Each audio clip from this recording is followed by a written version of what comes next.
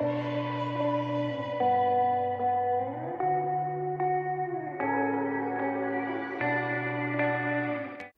guys, this is AC Gamer back with a new video on Counter Side. So in today's video, what I'm going to be doing is making an updated tier list. Now with this tier list, all I'm going to be including are SSR characters. I don't really want to make this video too long, that's why I only included SSR characters.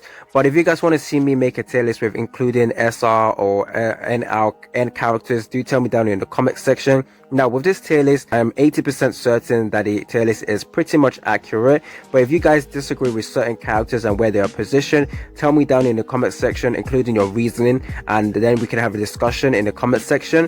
Don't forget to like the video, subscribe, stay tuned for more content on Counter Side. Let's get to 10k subscribers. At 10k I will be doing a giveaway, so definitely stay tuned for that. Before we get right into that, a few words from me. This video is sponsored by Amazon. Have you always wished to save money while spending to get in-game resources? Well, do I have this amazing offer for you. By buying Amazon coins, you can save yourself up to 20% on your in-game purchases. If you buy 10,000 Amazon coins for $82, you can get yourself an in-game pack that is valued at $100. To get yourself started, click the link below and it will send you to the official Amazon page where you can get started on your journey to saving. This promotion is for Illusion Connect, however the Amazon App Store contains a variety of games in which you can use your Amazon coins in. If you play a lot of gacha games like I do, this is a great way to save money while still being able to wail on the latest in-game waifus. Amazon coins are available for Android devices and are in the following countries: US, UK, Australia, Germany, Japan, France, Italy, and Spain. I will also link in the description a YouTube video made by Vulcan, which goes over the simple process of downloading the Amazon App Store. Click the link down in the description for this amazing offer. If you guys are playing Illusion Connect or any other mobile games, go check out the Amazon App Store. They have a variety of games there that you can use your Amazon coins in. It's a great way for you to save money. Okay, let's get right into the video. So I will be including screenshots for the tier list so you guys can take a look at that. And when I want to talk about the specific characters, I will go over to the collection side and take a look at the characters. Now with the S tier characters, there is a lot of S tier characters in the game. There's a lot of good units, so we're going to filter out let's go and do this. We're going to filter out the stuff and go all the way to the SSR characters alone. So S tier, we obviously got Awakened Hildy. I don't think I want to talk too much about her because I'm pretty sure a lot of people already know why she is S tier and why she deserves this position. One of the best tanks in the game. Next up on the tier list, we have Rosaria. The reason why she's S tier is because she's one of those units that deal a ton of damage, so definitely deserving of the S tier ranking. If we go over to the next one, we do have this twin unit, one of the best strikers in the game. These units are very good because even if they get banned in PvP, they'll still be very useful. In PvE content as well, they do true damage, which means that the damage they deal is going to be pretty good. Definitely a unit that is an S tier. If we go over to the next one, we have one of the most toxic units when we started the game, which is Shaolin. So if you guys do remember the first season of Counter Side in PvP, she was so annoying. She had to get banned. If you put her at the back line, she's going to deal a ton of damage, especially with a normal chain, because a normal chain is a guaranteed crit hit. And if you want a unit that can deal a ton of damage, you can definitely expect Shaolin to do that. Another S tier character is Kang Soyoung. So why is Kang Soyoung an S tier character? Because if you want to build a soldier team, she is definitely going to be the staple unit in that. I don't think you can build a successful soldier team without her. Now, I actually hate her, especially in PvP, just because of how annoying she is. Especially when you spawn her in, she drives a truck right at you. Not even a truck, a car at you, and deals a ton of damage. She is very annoying. She does a ton of DPS damage, especially to counter units. So a PvP oriented character, but another unit you can also use in PvE content. So that is why Kang Soyoung is an S tier character. The next S tier character, obviously everyone knows this already, is our favorite supporter. Actually, where is she at? Yang Arim. Why is Yang Arim there? Is because she is one of the best supporter class character in the game. She will still remain as an S tier character, maybe fall down to A tier when future supporter class characters drop in the game. but the stuff that she can do is very good. If we go over to skills, she is able to give us some barrier of 15%, which is very nice. She's also able to recover all allies HP with an ultimate, which is definitely a must in PvP. So a unit that actually gets banned in PvP as well, just because of how annoying she is. She does a lot of stuff for support or class unit, and she is a free deployment cost unit, which makes her very good. Another S tier character is a unit I actually don't have. She currently has a banner, but I actually can't be bothered to go in it and summon on her, just because I want to save for future characters. But she's definitely a character I would actually want to have. But in the future, you will be getting tickets, which gives you her. But we have Gayun. I'm pretty sure I butchered the name. I don't really know how to say her name properly. Is it Gayun? Gayun? But as you can see, Gayun over here does a ton of damage. She stuns. I think the main reason why she's actually S tier is because in PvP, she does a lot of stun. Now, especially with her DPS as well, a DPS isn't bad. The main reason why you actually want to use her is her stun. Her stun duration and the amount of stuns that she can do is very irritating. Next up in the S tier rating, we got our favorite boy, Titan. Titan, my man over here, is very important if you want to build a mech team. Now, the mech team is actually one of the safest teams to build in PvP. He is basically the Kang Soyoung for the mech team, which is a character that you can't replace in your soldier team. You will definitely require him. The amount of DPS that he can dish out is very good. It's not really like a PvE character because he's a 5 energy cost, which is 6 energy cost, which is very expensive. But if you are able to keep him alive in PvP, it's going to make sure that you guys actually win. So yeah, Titan, S tier. Next S tier character, we have Yumi. Now, I said the best tank in a game was Awakened Hildy. Well, I'll say Yumi is probably the second best. And the reason why is because she has a very good evasion. She's able to take a lot of damage as well. You can expect her to survive longer in matches. So a prominent PvP character, especially in PvE as well. She's also very good. She is a low deployment cost of 3. So that's why it's actually very much useful to use her in certain stages over your Awakened Hildy. But yeah, very good character. Definitely deserving of the S tier rating. Next up, we have Nanahara Shifuyu. Nanahara Shifuyu is a very good striker. Now, she isn't the best just because of the twin characters. Those twin characters are easily deployable because they only have 2 deployment costs, but Nanahara only has 3 as well, which makes her very useful. I would say they're probably the second best striker character in today's meta. Maybe in the future it will change, but I still see her staying as S tier or A tier. She's very good. I did spend like £15 to get her, but I don't regret it at all. Next up, as an S tier character, we do have Kai Wong. I don't think I need to talk too much about him. His shield is very top tier. PvP, very annoying character, especially the fact that he's all-round attacker. He can attack airborne enemies and land-based enemies as well. So very good character, S tier definitely. Now, I was actually debating whether I want to put Elizabeth in S tier or A tier, but I would definitely say Gayun is more toxic than her. But yeah, I still think Elizabeth deserves the S tier, just because the amount of damage that she can deal is immense.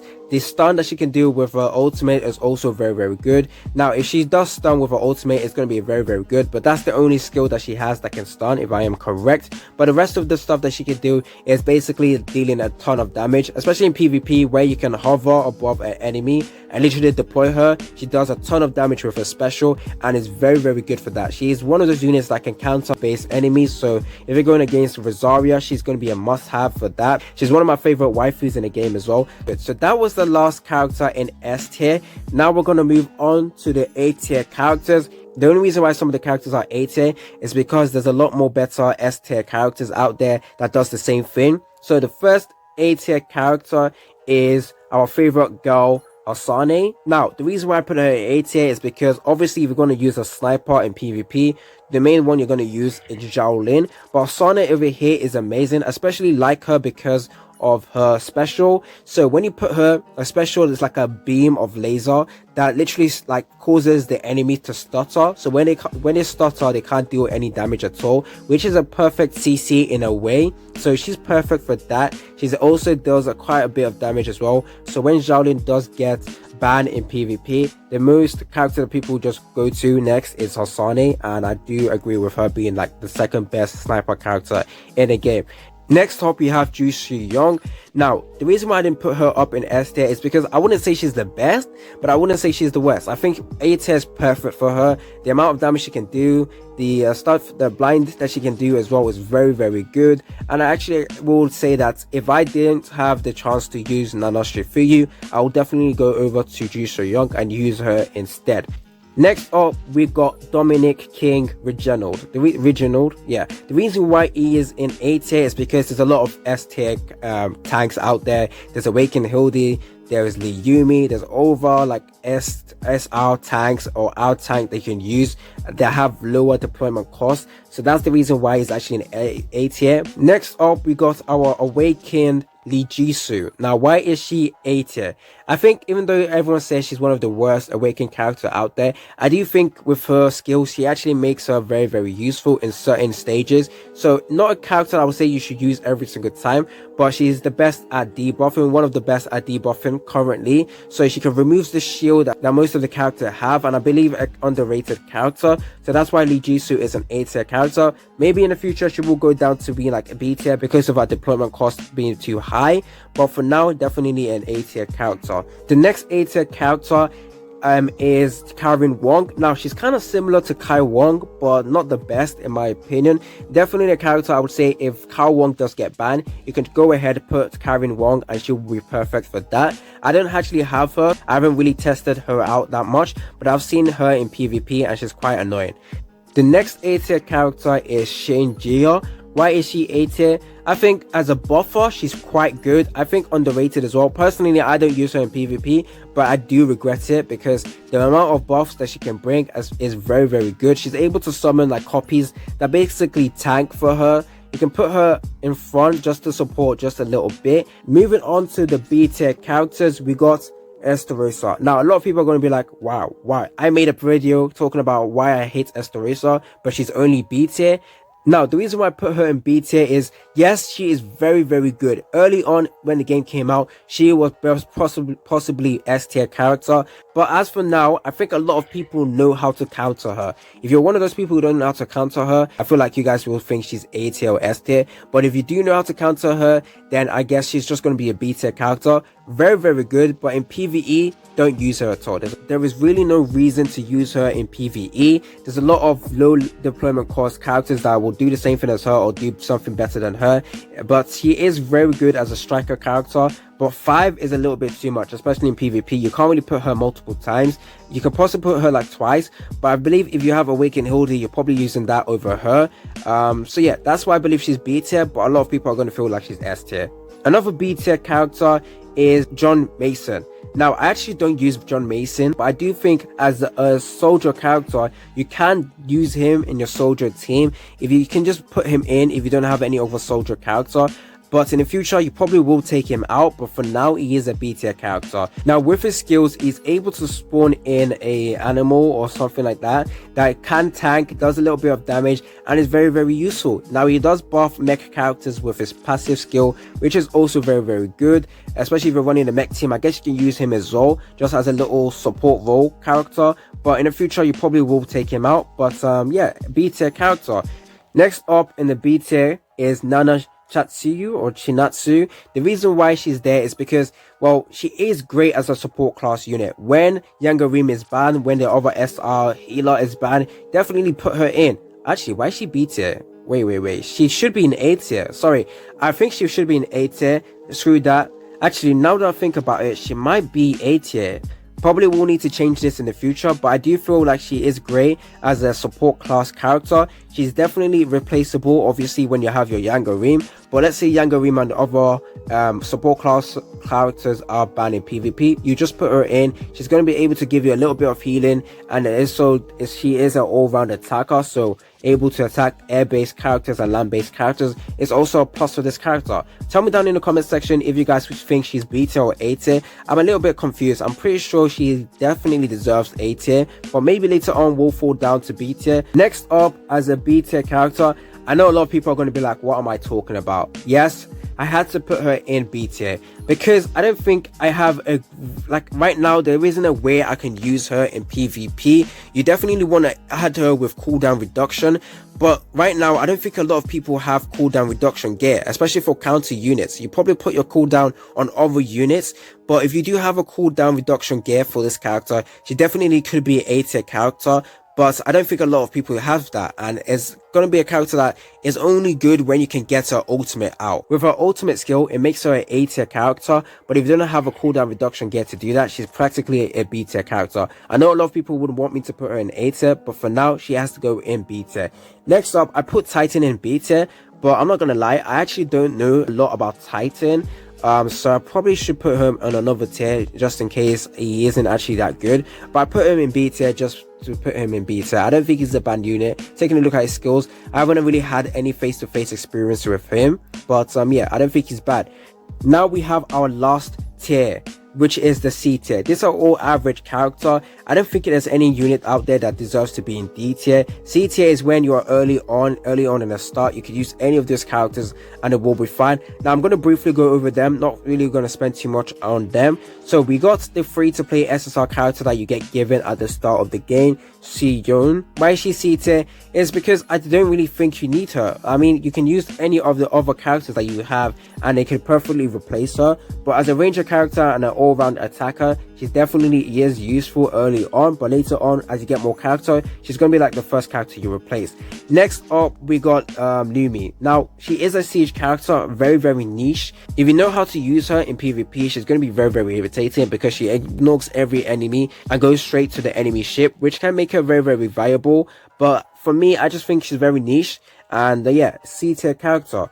The next C tier character is Jane Doe. Now I will say this about Jane Doe. Jane Doe does a ton of damage. She does good amount of damage, but she dies. She dies pretty easily. I don't think she's very tanky. She'll die straight away, so you won't be able to utilize her damage. I like her as a waifu, but she is just not usable, especially as a full cost striker character. Yeah, nah, I'm good.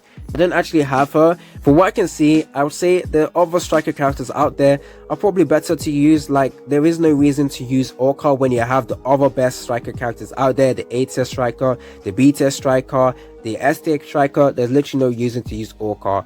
That is why she is in C tier. Next up, we got Stronghold. Now, I actually do like Stronghold as a character, but yeah, he isn't that good. You can use him early on, but if you take a look at his HP, that HP is abysmal for a defender. That is not good at all. If you take a look at Orca, she has better HP. Even Xiaolin is close to his HP. Yeah, he's not tanky at all. He's gonna die. If you want to use him, you use him just to push ahead for a few seconds, and then he dies. But yeah, I don't think he's gonna be that useful, especially like later on, because his HP is just not that good. That concludes the video. I've talked about every single SSR character in the game, excluding this character. We don't have him currently. I haven't really tested him out. I would say it's an average unit. Hopefully you guys actually like this video. Stay tuned for more content on Counter's side. Once again, if you have any criticism, tell me down in the comment section. I will take a look at that. Don't forget to click the link in the description of the video, which is the official Amazon page, which goes over how to install the Amazon App Store, as well as how to save money using the Amazon coin. It's been your boy AC Gamer, and I'm out.